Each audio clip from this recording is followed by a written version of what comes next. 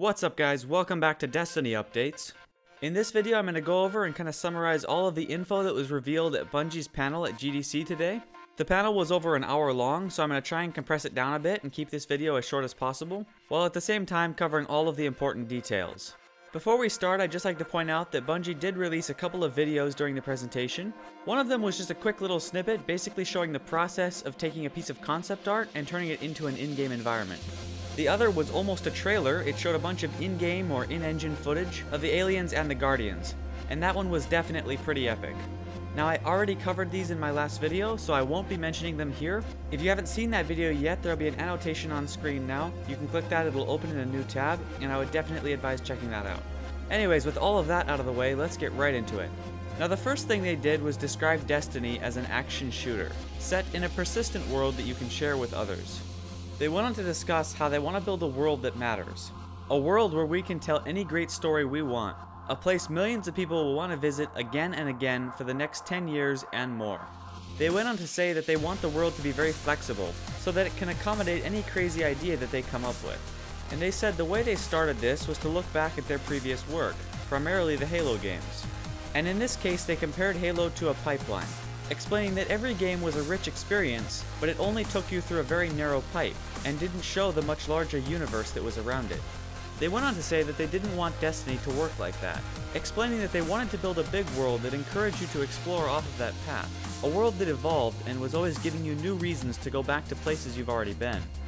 Continuing on, they said they wanted Destiny's world to be hopeful and inviting, explaining that sure, they wanted dark and dangerous places where the monsters hung out, but overall, Destiny needed to be a place that players wanted to spend time in. They went on to say that Destiny's world needed to be filled with mystery and adventure, reasons for the player to come back to this world again and again. Continuing with this, they also said it needs to be a world where you can become a legend, that it needs to be a world that recognizes and awards your achievements, and it needs to be a world where you can leave a mark. Now moving on, they said one of the first versions of Destiny they explored was a fantasy universe, saying that that was quite appealing due to the history and the myths that you can explore, as well as the general look of the world. Now you can see here a bunch of concept art showing what the game would have looked like had it gone straight down the fantasy route. But they went on to say, we couldn't shake the lure of sci-fi. We love sci-fi as well. But then they thought, why couldn't we have both? Mixing the ancient history and texture of fantasy with the hard-hitting punch of sci-fi. Going on to say, what does a buried tomb look like in this futuristic setting? What does gold look like next to an assault rifle? Which they jokingly said looks awesome, especially if the gold's blue, and I'm going to have to agree with them there, that looks pretty cool. They went on to show some more concept art, like this one here which looks pretty cool, and this one which is an abandoned colony on Europa, which is one of Jupiter's moons, and this one which is crumbling alien ruins on Venus. They went on to show this image here, which we've seen before, only now we see some additional elements. They said this image really captured everything they wanted from Destiny, saying that it supported the hopeful and inviting world, and that it had amazing cloaks, armor, spaceships, and customizable weapons. And it also had a tiger, which is obviously the space tiger.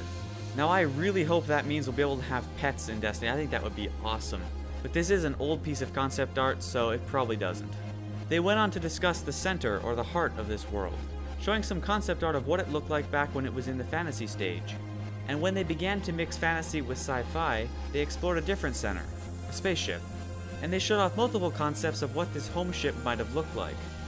Later narrowing it down to two main ideas, one of which was this, more of a space station, and this, which was a true spaceship.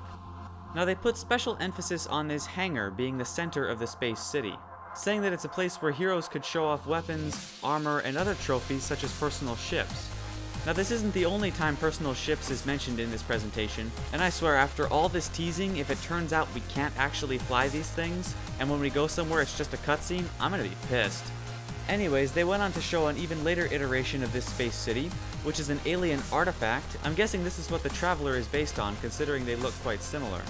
Now they said when they started designing the interior of this artifact, they realized it was becoming full-on sci-fi and it was losing that fantasy aspect.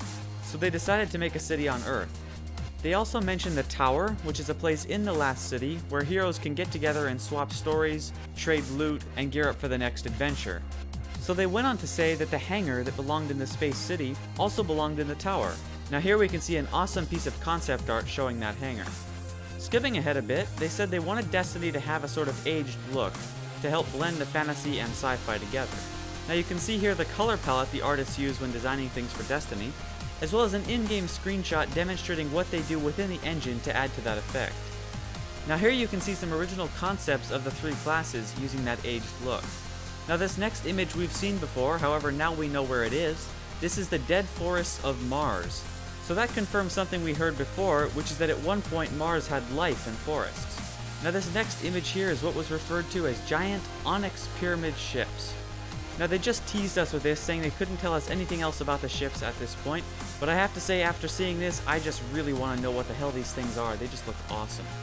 Now they went on to talk about the moon, saying you can be exploring the moon and you'll start to notice fissures in the ground that are flickering with strange lights and seeping gases. Now they went on to talk about the Hellmouth, saying imagine taking a treacherous path that leads you even deeper into the heart of a hidden fortress, where a dark army dreams of conquest and corruption. And then of course they topped it off once again by saying they're not allowed to talk about that, teasing us once again.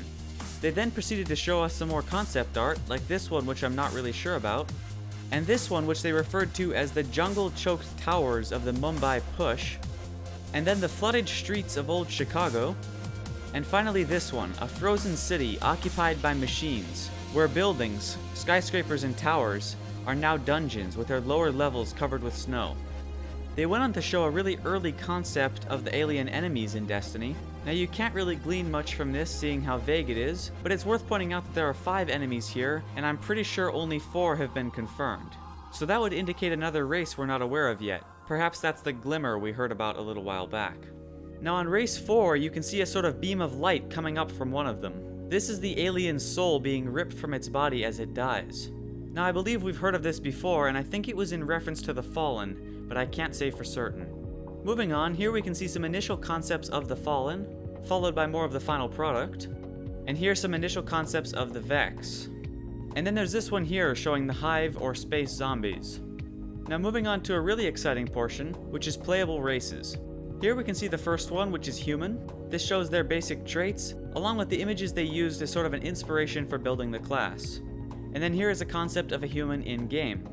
Moving on to the next race, called the Awoken. This race is much more exotic and mysterious, drawing its inspiration from elves, vampires, ghosts, and angels. Once again, you can see some photos used as inspiration. And then once again, a concept of the Awoken in-game. Now onto the final race, known as the Exo. They are sinister, powerful, and tireless, drawing their inspiration from the Undead, Master Chief and the Spartans from Halo, and the Terminator. Once again, you can see the images of this inspiration on the side. And finally, an in-game concept of the Exo, slumped against a wall after a battle. Now there was another race known as Tiger Man, who was noble, bestial, and wise. Unfortunately, they couldn't get it to work and he was cut from the game, so we can't play as a tiger in Destiny. They went on to discuss player customization and building your own character, mentioning things such as fashion, hairstyle, and adornment, such as tattoos, makeup, and accessories. Now they went on to say, if all of this is making you think MMO, don't worry, this is a Bungie action game. Now that doesn't really say anything, and to be honest, the way he said it, it just makes me more skeptical, and makes me kinda think they may be trying to trick us a bit here. They went on to discuss classes. Once you choose a race, you can then choose your class, and there are 3 classes in Destiny. Now the first class is Titan, which is the soldier type class, and you can see here the inspiration for it. The Titan is obviously more of a big hulking soldier. Moving on to the second class, which is Hunter, which they refer to as their bounty hunter style class. You can see here the inspiration for that. And finally the Warlock, which is the space wizard. And once again you can see the inspiration for it here. Moving on, they said besides creating the 3 classes, they also needed to create a ton of gear that players could earn and collect as they fought through the world, paying special attention to make sure that everything worked together and fit your class scheme. And so what they did is created some defining characteristics for each class. Here we can see the Titans, which have an 80% armor to 20% cloth apparel ratio, along with characteristics such as the sweeping helmet and the angled thigh pads. Moving on, we have the Hunter, which is 50% cloth and 50% armor, and is very much defined by hoods and capes. And finally the Warlock class, which has an 80% clothing to 20% armor ratio, and a sort of dark face mask as a defining feature.